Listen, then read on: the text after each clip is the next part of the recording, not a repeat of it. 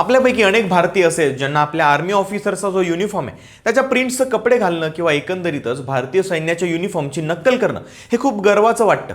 पण आता असं करणं खूप महागात पडणार आहे, कारण या युनिफॉर्मला आता अधिकृतपणे पेटंट मिळाल्यामुळे त्याची अवैध कॉपी बनवणं किंवा विकणं हा आता कायदेशीर गुन्हा असेल आणि त्यासाठी दंड आणि तुरुंग अशा दोन्ही प्रकारच्या शिक्षा असतील।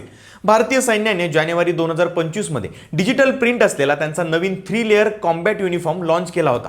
या युनिफॉर्मच्या डिझाईनसाठी कोलकाता इथल्या डिझाईन आणि ट्रेडमार्क महानियंत्रक कार्यालयाकडे 27 फेब्रुवारी 2025 रोजी अर्ज करण्यात आला होता।